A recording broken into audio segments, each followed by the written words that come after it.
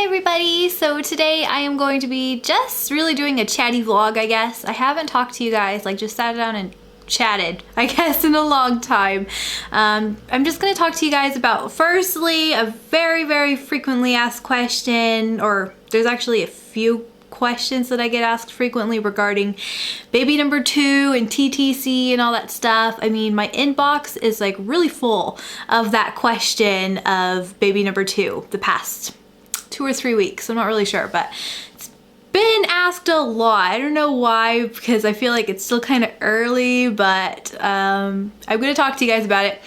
And I just wanted to chat with you guys about sort of like future plans. And as you can see, I actually look kind of okay today because Olivia has just changed so much. She's gonna be 6 months old in like, I think a week now? I don't know, like a week and a half, I think.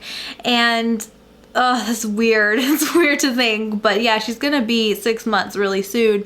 And she's just changed a lot. She started playing a lot more on her own. She started napping better during the day, and she's still not really sleeping through the night. We've had a lot of night issues, but during the day, she's so much fun and she just naps so well. So I've just been having a lot more time. I mean, I used to have hardly any time to do anything, and now I can like actually put on an outfit and lip gloss. I'm not really wearing makeup. I never really like to wear a lot of makeup, but yeah, it feels really good to like have this time, and I like even get to shower sometimes during the day.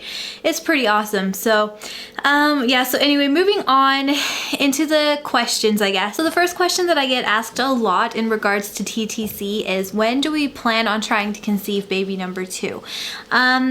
So my husband and I have talked about it, and it has been on my mind, of course. I always kind of thought about this, like even before I had Olivia, I had kind of a general outlook of how far apart I wanted my kids to be, especially the first 2. I feel like it's kind of a really good idea to figure out when you want to, you know, bring a sibling into the first child, because, you know, they're the only ones after all that will ever be only children for a certain amount of time. So I will have to say my outlook and my plans have changed a lot from when I was pregnant and when I was TTC. When I was pregnant with Olivia, or no, when I was TTC, let's start there. When I was TTC, I thought for sure that we would start trying really early. We thought we would try like around when Olivia turned 9 months. This is when we were TTC. We thought, okay, so maybe when this baby is 9 months, then we will try again. And we definitely will not be doing that now. Let me just tell you that. But the reason why we wanted to do that is because actually my husband, his sister and him are that distance apart, and they've always been really close growing up, and it just seems like a good age gap, or at least it worked out that way for them. But now I'll get into what I considered when I was pregnant. So when I was pregnant, I thought maybe, okay, no, maybe a year is better. So what I think now that I have my little girl, I have a child, I've given birth, I've had loads of sleepless nights, and Olivia's definitely, she has been a challenge. She's really easing out the older she gets, but she's really spunky little girl, and she's always been a challenge for us, and I'm sure everyone, everybody's children are challenging in their own way, but I always felt like Olivia was like really difficult because I have worked with a lot of babies and a lot of kids in my past. Like I've been a nanny, and I've, babysat loads of kids and babies as well, and I've just never seen anything like Olivia. She really just blows my mind every single day, and she really just keeps me alert and, on my feet for the most part. So yeah, that being said, we have definitely decided to wait it out a little bit longer. I really just want, firstly, I was pregnant pretty much the whole summer last summer, like hugely pregnant. And I am just, first of all, so looking forward to having like a really great summer with Olivia, and also having my body back. Because it was really hard actually to like do certain things in the summer. I found summer sometimes really unenjoyable when I was pregnant, because it was, for one, like really hot, obviously. And then also I couldn't actually sunbathe because I could never get like in a position that was comfortable. So I know for sure that I just like definitely want to have my body to myself the remainder of this year. I would not ever consider like getting pregnant anytime, well, at least like in the summer and stuff. Definitely not. It's just not gonna happen. We definitely won't be trying to conceive in 9 months postpartum or even 1 year postpartum. I highly doubt it. And the reason for that is I've actually kind of, you know, researched a little bit, you know, what good age gapping is. There's no real answer to that, I feel. But I feel like I personally, like if I could avoid raising 2 children under the age of 2, I think I'm going to do that, just because I feel like that just sounds really hard, to be honest. Yeah, so I don't really think that that's really something for us. We used to think so, but I think now I would prefer them to be at least have a 2-year age gap, hopefully no more than, you know, 3.5 years. But you know, we've put a lot of other things into consideration too with trying for baby number 2. Like we have really thought about it and gone in depth with it. And we even like talk about like when we would like the ideal due date to be.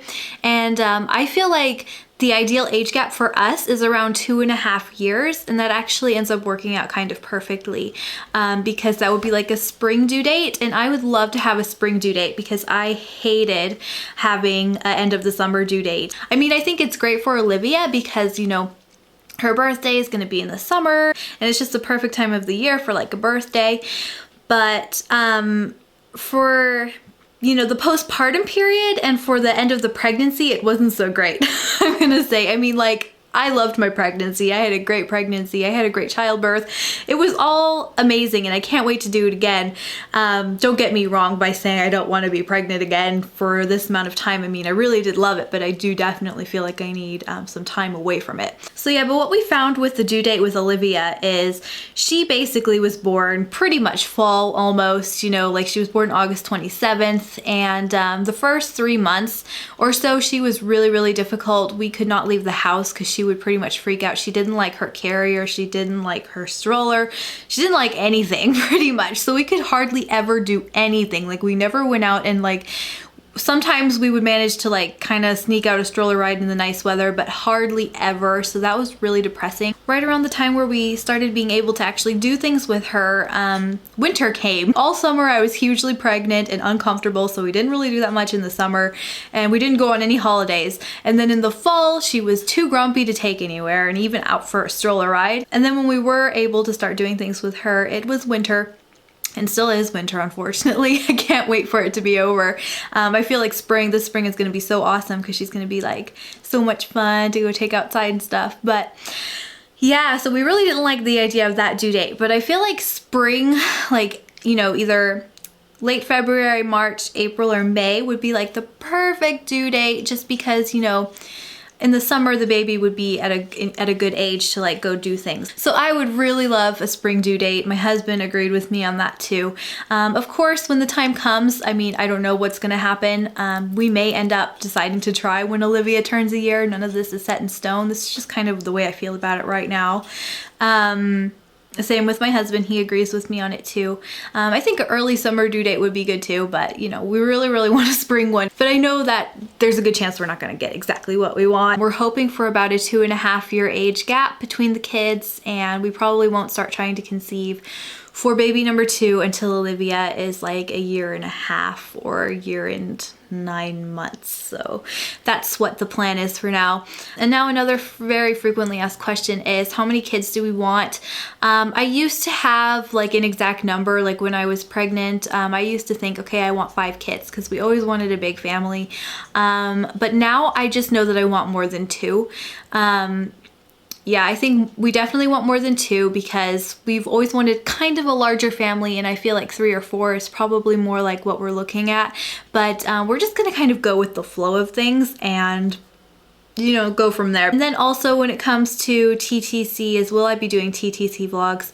I really don't think so. I will be like updating you guys every now and again on how things are going with our plans. Like maybe when Olivia turns a year, I'll let you guys know if we still stand in the same place when it comes to TTC baby number 2. But I don't think I'll do TTC vlogs again. And also when we do start trying to conceive, it's going to be a very easygoing approach. Like we're just going to, you know, have unprotected sex and just kind of see when we fall pregnant, because I'm really not in any rush when it comes to baby number 2, at least right now. I mean, who knows what's gonna happen once I want that baby. I mean, who knows, I might get like serious baby fever and I might just, you know, all these plans might just go out the window and all of this waiting around, but that's the way I feel about it right now. And I really feel like I want to have a very laid back trying to conceive journey when it comes to baby number 2, just because, you know, with Olivia, it ended up taking 6 active tries to conceive her, but it was over a course of a year because we were on and off about it so much. Like, we would take breaks like a lot of that year. So like half of the year we were on a break, kind of on and off. So and TTC was just so stressful. And then actually when I stopped taking ovulation tests and caring so much about my cycle is actually when I ended up falling pregnant. So I think that that's what we're gonna go with next time. So that covers just about everything when it comes to TTC. I have some other things I could talk to you guys about, but this video is already kind of long. If you guys would like to hear kind of more about our family updates, like we're kind of considering looking for a new place to live, which I'm sure we'll vlog about that later, but I think that this is enough for this video. So alright you guys, I hope you guys enjoyed the video, and you know, I hope that it answered all of your questions, and I'm gonna go and I'll talk to you guys soon. Bye!